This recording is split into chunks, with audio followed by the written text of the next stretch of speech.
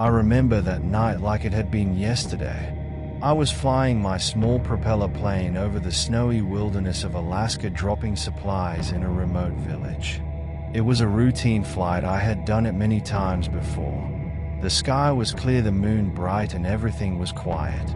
But something about that night just didn't feel right. About halfway through the flight, my radio crackled to life. I thought at first it was just static, but then I heard it, a deep, distorted voice whispering, "Turn back. Turn back."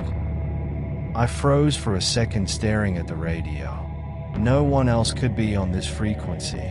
I thought it was just interference, the weather must be messing up the signal.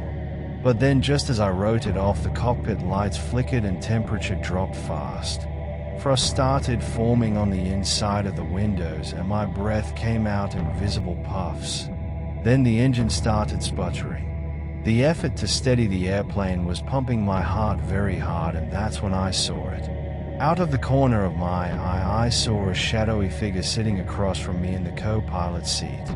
I thought for a second it was the trick of the light. As I glanced over to really look, it was there. The dark silhouette sitting perfectly still with glowing red eyes staring right into me. I don't know how to express the fear that took over my mind in that moment. It wouldn't budge. It said nothing, at least not at first. Then, in a tone so hushed yet clear, it whispered, "You were warned." My hands were shaking too, fighting for control of this plane. But it's useless, the instruments just started to go haywire, controls not responding, and we're losing altitude fast. I thought this was the end.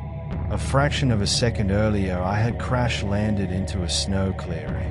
The impact had deprived me of my wind. Yet I was all right. Dazedly, I came out with my flashlight and entered this dead silence outside. Nothing at all, no wind, no animals. Just I and the wreckage. Then I felt it, a presence. I was slowly turning when I was able to finally see. There it was before me, the figure at the airplane, its glowing red eyes brighter than ever, didn't move. The figure merely raised a clawed hand and pointed into the woods. I didn't wait to see what it wanted. I ran. I have no idea how far or how long, but I remember stumbling into a cabin and falling inside. They found me the next day. They said the plane looked fine, no crash damage at all. But that co-pilot seat? Shredded. Something with claws had torn it up like paper. I haven't flown since that night. People ask me what happened, but I only tell them one thing: some places are better left alone. Would you want to fly over those forests? Because I sure wouldn't.